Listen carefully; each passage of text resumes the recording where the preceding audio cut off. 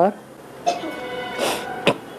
बाबा परमधाम को जाने के लिए ना पुण्य का खाते नहीं रहना और पाप का खाते नहीं। पुण्य का खाता नहीं रहना, पाप का खाता भी नहीं रहना। अभी पाप का खाता आत्मा के ऊपर ज्यादा चढ़ा हुआ है या पुण्य का खाता ज्यादा चढ़ा हुआ है? पाप का खाता गठरी बहुत बढ़िया, बहुत बड़ी हो गई, और पुण्य का खाता तो बहुत थोड़ा। कहीं कहीं कभी कभी अवस्था बहुत अच्छी बन जाती है? तो कौन सा खाता उदय होता है? जब अच्छी अवस्था बन जाती है कभी कभी, तब कौन सा खाता उदय होता है? पुण्य का खाता उदय होता है। और अवस्था डाउन होती जा रही है या चढ़ती जा रही है? डाउन ही होती जा रही है। जब से ज्ञान में आए हैं, जब से जन्म लिया है, जब से निश्चय बुद्धि बने, तो पापों का खाता बढ़ रहा है या पुण्य का खाता बढ़ रहा है? श्रीमत की बरखिलाफी की और 1 गुना बोझ चढ़ता है कि 100 गुना बोझ चढ़ता है?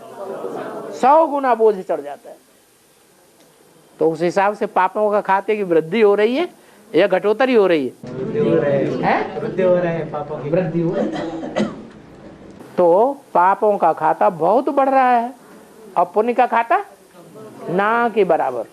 अब आगे चल के और ज्यों ज्यों आगे बढ़ते जाएंगे तो पुण्य का पलड़ा हल्का होता जाएगा और पाप का पलड़ा भारी होते होते होते एकदम जमीन पर बैठ जाएगा। बट्टा बैठेगा उठ जाएगा, बट्टा बैठ जाएगा।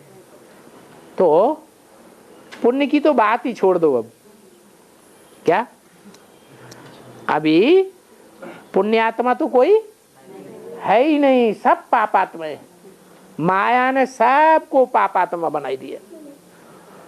अब पाप की बात करो कि पाप की गठरी खत्म हो जाए तो हम परम धाम में जाए।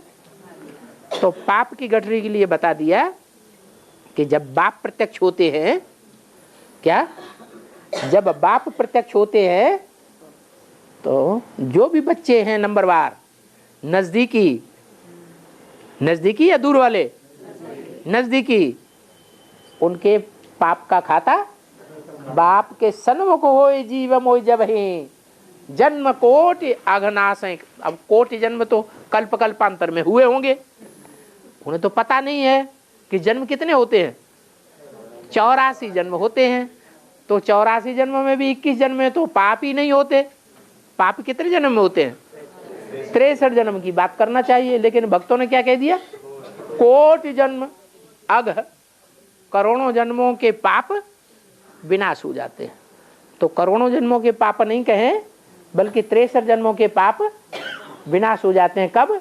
जब बाप 100% सन्मुख प्रत्यक्ष हो जाते हैं। जो मुरली में बोला, जो सामने आए, जो देखे, जो कानों से सुने, वो कहे ये मेरा बाप। ब्रह्मा कुमारियों का बाप नहीं, अभी कहेंगे ब्रह्मा कुमारियों का बाप आ गया, लेकिन कहेंगे हमें तो भगवान नहीं मिला। मिला होगा ब्रह्मा कुमारियों को, है? लेकिन तब क्या कहेंगे? हाँ, हर एक कोई, हर धर्म वाला जो भी आएगा, जो भी सुनेगा, वो कहेगा मेरा बाप आ गया।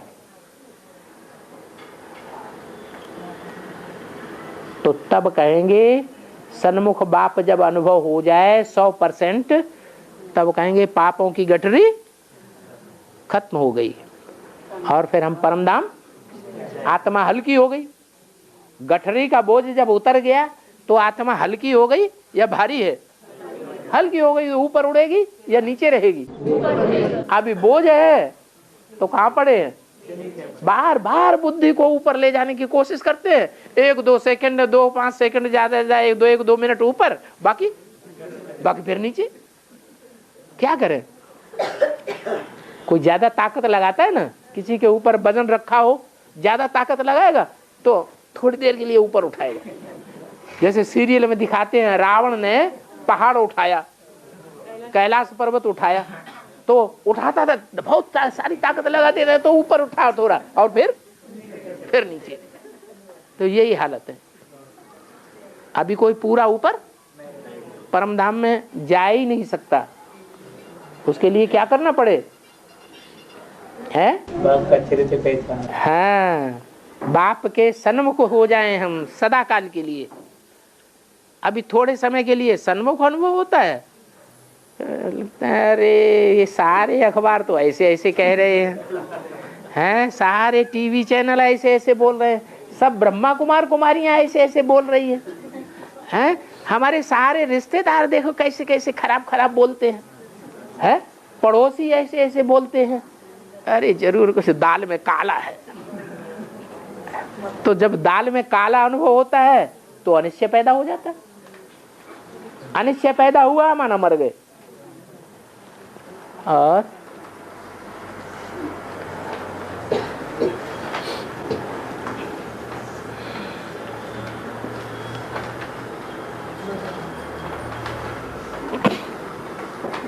बाबा तेतर का अंत में एक छोटा सी भूकंप होता ना बाबा, है ये तेतर